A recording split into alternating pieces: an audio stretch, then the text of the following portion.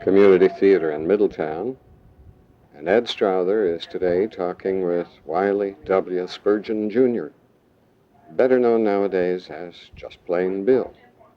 Bill is the executive editor of the Muncie Star, Muncie Evening Press, and we are seated here in his office, down in the Muncie newspaper office at High and Jackson, on the northwest corner of that junction. The time is just a few minutes after 7 o'clock on August 16th, 1985. Bill, I know that you're a native of Muncie. I know that you went to Burr School. I know that you graduated somewhere in the early 50s.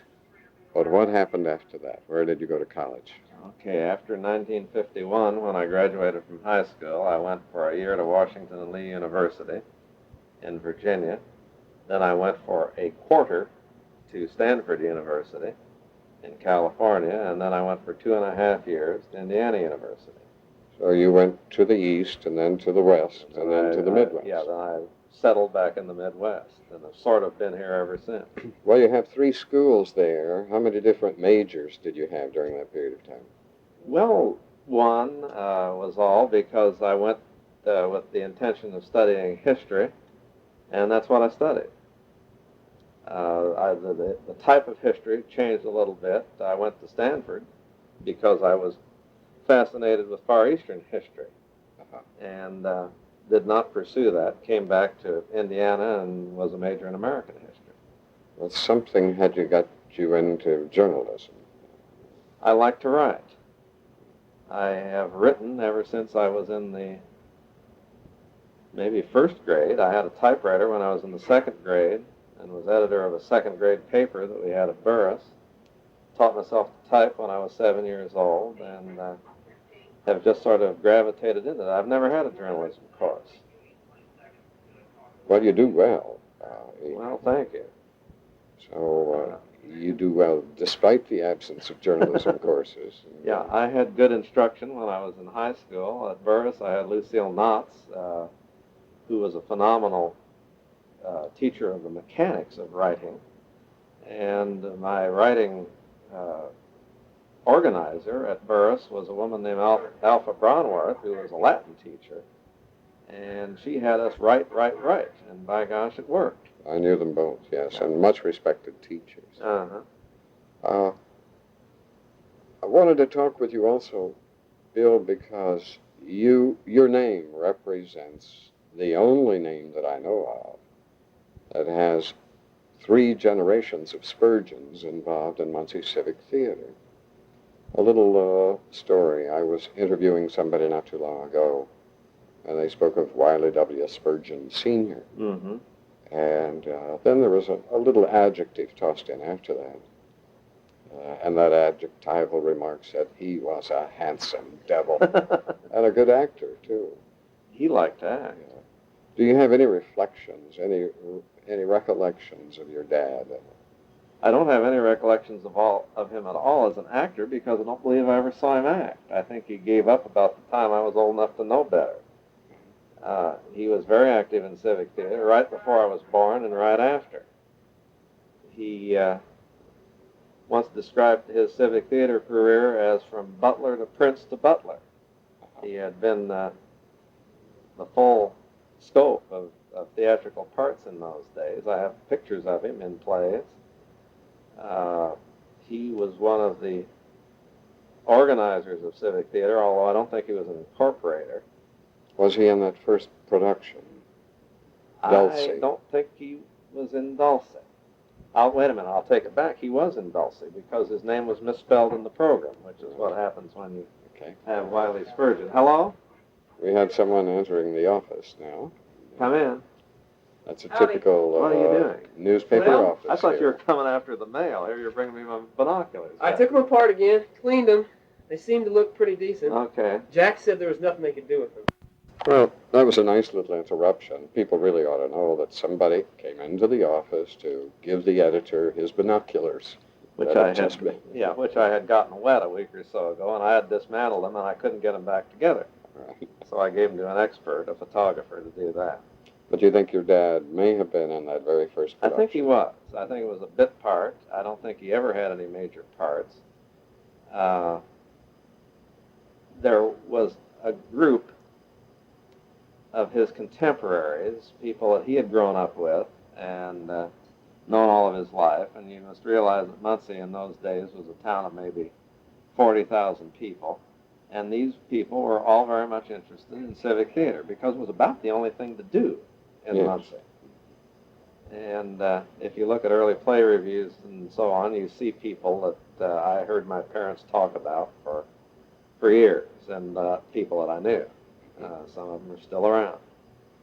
Well, that was the first generation of civic theater performers. Let's slip over the third generation. Now, Whitney I have seen, but Whitney was a participant when he was in high school. Whitney started when he was in grade school, in the Young Actors Workshop back in its early days around 1970. He was 8 or 9 years old,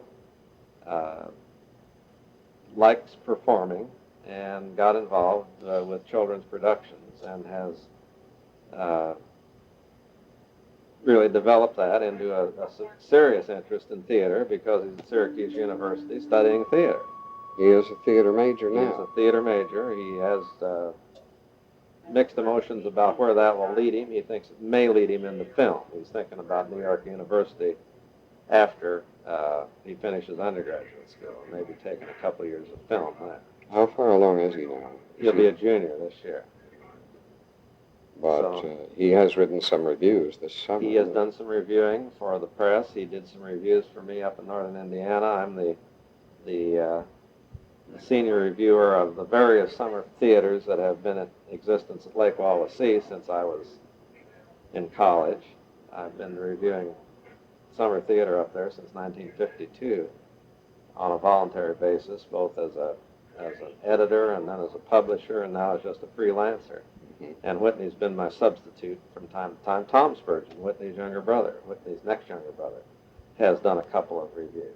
The third brother, Dan, has not gotten into reviewing yet. How old is Dan now? Dan was just 15 yesterday, so he's he's got to probably give him coming another along. year. Yeah, he's good to start in about a year.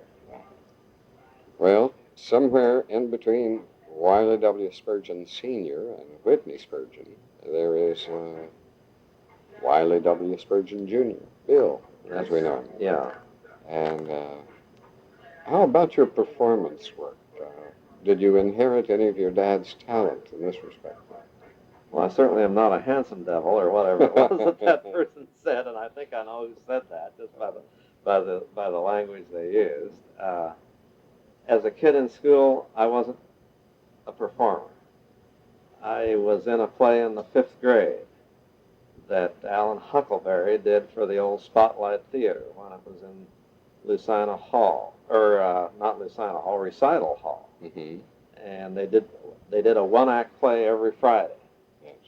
And one time they had one that was all kids, and I was one of the kids in that play.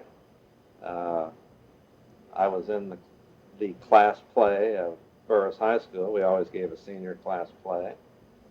I enjoy reading plays. I enjoy reading plays out loud. I was in a play with Doug Kramer directing up at WLBC 33 years ago. And Do you recall what that was, Bill? The Happy Time. Oh, yes. The Happy Time. Doug went on. Doug was from Cincinnati. He went on into television, and he's now the Kramer of Kramer and Spelling. And his probably most notorious show is The Love Boat. He's the producer of The Love Boat. Next after that, I came back from a business trip one afternoon and was told by my spouse, guess what, you're going to be in a play, because they had run short of people for Call Me Madam at Civic Theatre in 1968. So I was recruited for that. Jim Harden was the director. And I sort of got my feet wet again doing that. It's been 16 years since I've been on stage, and liked it, and got involved with Civic Theatre as a volunteer and a director, doing chores like publicity and various other things. When I was in high school, I was always the guy that ran the light board. I was never the guy that was out on stage. I was the mechanic, the guy that put things together and took them apart afterwards. But your debut came out of the 5th grade. My debut was in the 5th grade. And on the campus at Ball State. Ball State University. I know you right now, Bill, as being a member of the board, but I know that you have also served as president of the board. Let's talk about those presidential years. They were, first of all, what? How long did you serve, and what have you? My first years as president of Muncie Civic Theatre were 1969 through 71. The Civic Theatre year is much like an academic year, although it begins in June instead of September. And my second stint was in 1973 through 75, another pair of one-year terms, and my third and final stint was 76 through 78. For a total of 6 years. 6 years, with a year between the 2-year times. To be a president of Civic Theatre, you have to be a member of the board of directors, and I was toting that up the other day, and I think I've been on the board off and on a total of 15 years. I think I'm in my 15th year, and of course there's some off time in there. Well, I think you've served your apprenticeship. I think that I have qualified for a journeyman's card of being a board member, if anybody ever has. I've been vice president. I've been secretary for 3 or 4 years. I was treasurer for 2 years. And those are things that need to be done in any organization. I'm delighted to do them. I like to be secretary because I like to write. I don't try to create any fiction for the minutes, but I like to report accurately what's going on with maybe a little humor involved. Well, when you think of the 6 years as president, putting them all together now, what would you single out as being the high point of your terms? What would you single out as being the low point? Okay, the high point would have to be the 1973 to 1975 years, because in 1973, morale was low, interest was low. It was difficult to maintain enough members to keep the lights lighted and the doors open. And Max Clifton, who was then on the board, even organized a survey, and it was directed primarily at people who had been extremely active in civic theater. And the point of the survey was, should we continue? And that upset some of us. We weren't upset with Max. We were upset with the people who answered that survey negatively, of saying either A, there is no reason to have a civic theater, or B, let's shut it down for a while people learn to appreciate it. So we can't shut something down and expect people to appreciate something that isn't operating. So neither one of those approaches was valid. And we thought at the time that Civic Theater had a lot going for it. It was getting ready to celebrate its 40th season. Although it was founded in 1931, its 40th season was 73-74 because of the 2 dark years during World War II. And what it needed was a shot of enthusiasm, and a bunch of us got together and tried to give it that shot of enthusiasm. We got some non-theatrical people elected to the board to try to get into outreach into the business community. We got Jack Emmons on the board. He was recently retired as president of Ball State University. He raised the money to pay off the mortgage, just with a few phone calls. We tried to hype up the season.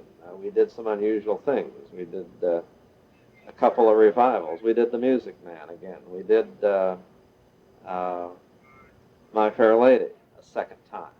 And we did Jacques Brel is Alive and Well and Living in Paris, which isn't a dramatic production at all. It's a musical review. And we just tried to beat the drum and get the people who had supported us in the past to come back, and people who had not supported us all to come in, and it worked. We went out. Judy Schroeder was membership chairman. Sonny Spurgeon was co-chairman. Nancy Krause was a membership volunteer. And these people went out and virtually organized dozens of people to sell memberships and to get people to come to the theater. And you can't have a theater unless there are people in the theater. You can have all the memberships you want, but those people have to come down and show up and sit in the seats. True. And we wanted that, and it worked. We got some enthusiasm going. So that was really the high point of our year. In 1975, in April, we asked all the people who had helped us pay off the mortgage to come to dinner, and we burned the mortgage on a Friday night out at the Westbrook Country Club.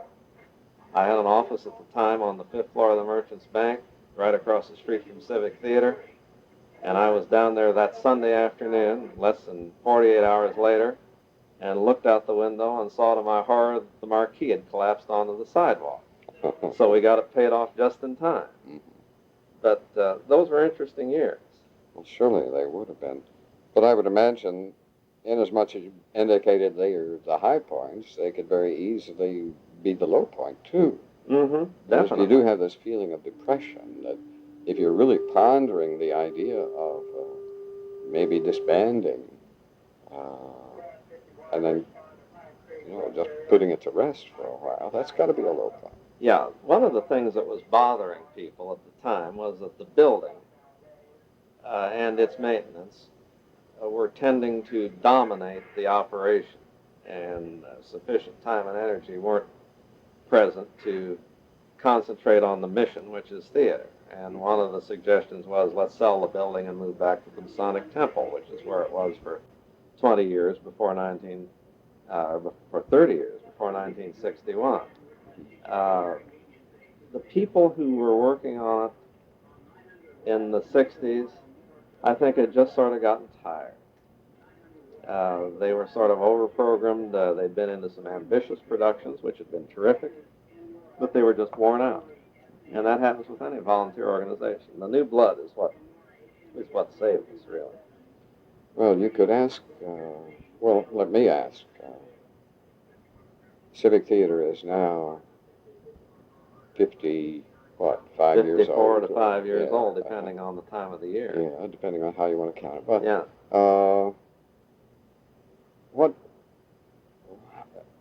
What is there you would point to that would account for its longevity? If they had low points like this and say, well, maybe we ought to scrap the whole thing. I think a couple of things account for its longevity. One is the longevity of some of the people who are involved. You take the Betty Henshaws, the Irish Walshes, the Judy Schroeders, even the Gladys Hearns, although Gladys is a relative latecomer chronologically, she has been intensely involved for almost 20 years. And these people realize the merits of what they're doing and are determined to continue them. And the second thing is the realization of others, and these may be participants on stage or maybe just members of the audience, that if Civic Theater were to suddenly disappear or go away, it wouldn't be but a few weeks before somebody would suggest that we start it over again, because there is an enthusiasm for theater here that really is sort of heartening. Certainly some of the worst years as far as morale is concerned were when non-participatory theater were at their best at Emmons Auditorium. And these things are cyclical. There were good shows coming into Emmons Auditorium. They were being seen by 6,000 to 7,000 people. They ran for 2 nights, and it sort of distracted our potential audience, because the thought was, well, we can see professional theater. Why do we need to see amateur theater, even if it's good? Plus, professional theater is available first because of the nature of theater. The shows are staged professionally before they're released for amateur production. And there was a worry there that this would diminish our importance, but a couple of things happened. One is professional performances have gotten so expensive to put on that they are diminishing in number. And the other is that there is as we get maybe more sophisticated in our own community, there is a desire to take part rather than to just sit there. Yes. So that takes care of that. We have people who want to be in plays. How would you, what shall I say? If you were to indicate one of the greatest things we need to do right at the present time, what would you like to see Civic Theatre get into or start doing?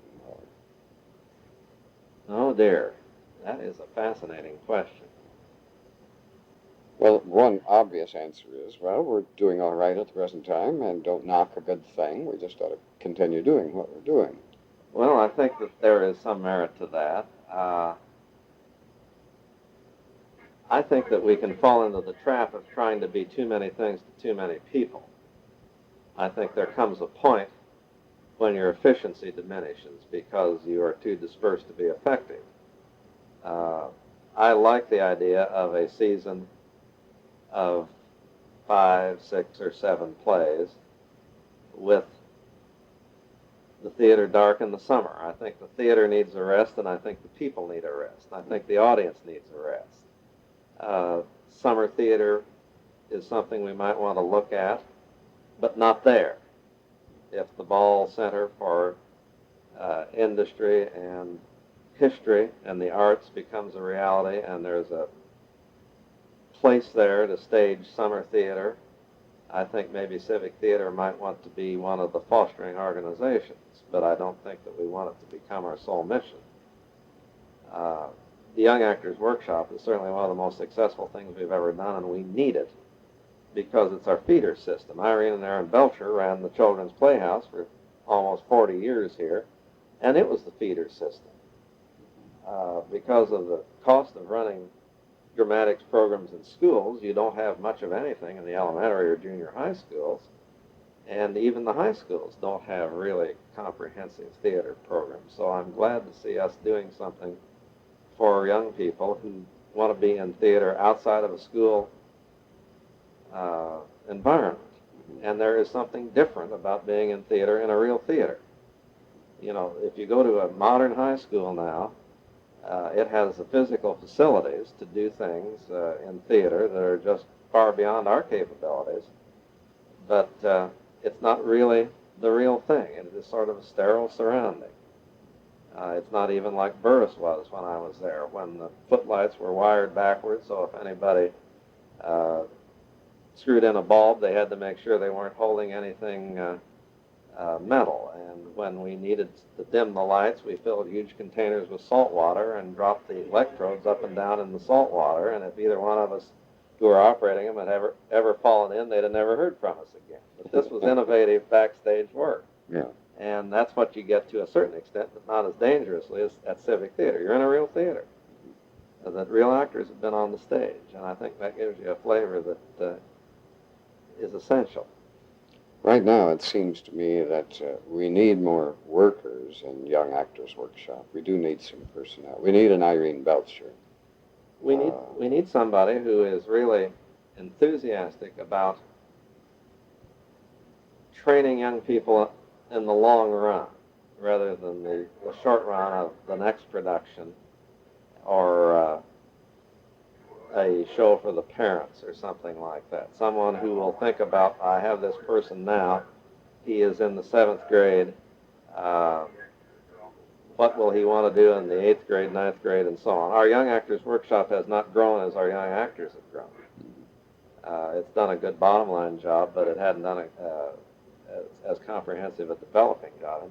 It really needs an Irene Belcher, and I don't know that if you find Irene Belchers more than once in a century in a community. I think you may be right. I think that's something that was certainly luck on our part. Yeah. Bill, you've been involved also on this renovation and theater renovation, and I assume somewhere along the way in fundraising, haven't you? A little bit. I tend not, because of being in the newspaper business, to get involved in fund drives because people misunderstand you when you go asking for money because they are afraid if they don't give you money, you will put their name in the paper in some unfavorable light. And people's names sometimes appear in the newspaper in an unfavorable light anyway, and then they have the excuse of saying, well, that happened because I didn't give money to the Civic Theater. So I try to stay away from raising money directly. I try to be supportive as far as our facilities of publicizing what's going on and helping guide the drive. Mm-hmm. Well, I think you've been very successful in doing that. The fund drive has been phenomenally successful. If we are able to do what we do with this theater, which is almost, well, it's around its 80th birthday as far as a physical facility is concerned, in a building that is 105 years old, with the budget that we have, it will probably be one of the most economical historic restorations that anybody's ever had. And I think it will work. I think that it's just a remarkable project that you read about communities doing this and that for their theater for $3 or $4 million. We're going to do it for 1/10 of that. And it's going to work for a couple of reasons. One is the building is sound to begin with, and the second thing is, starting in 1961, the people that were working in Civic Theater began the restoration. Mm-hmm. The building has not been abandoned. It went from a movie house directly to Muncie Civic Theater, first as a lease and then as a purchase. So there have been people in there, and anybody that's ever had a vacant house knows what that means. If you have a building that is vacated for any length of time, it's a lot harder to restore than a building that's occupied. And we've been lucky that way. We have only 2 or 3 minutes more, Bill. Is there any special point that you want to cover that I haven't brought up by way of question? No, I can't think of any, with the possible exception of the fact that Muncie is sometimes put down by national personalities or perhaps even people who have been here and who have left. And I think Muncie underrates itself. My favorite description of Muncie is the early 1900s description in which it called itself the Magic City, because it had at that time a great enthusiasm for new industry. It was a terrific retail center, and it was a tremendous cultural center. It was before it had a university. The colleges that had come and gone were struggling. But I think that Muncie is still a magic city, and I think that places like Civic Theater make it a magic city. And we are a world-class city. I was asked a while back to write something for the Chamber of Commerce which described Muncie as a world-class city. It was the easiest thing I ever had to do. I couldn't stop. And I think that's the bottom line as far as Muncie, Indiana is concerned. Well, that's also a good place to put a period, I think. And this is Ed Strother talking with Wiley W. Bill Spurgeon about community theater in Middletown on August 16th, 1985.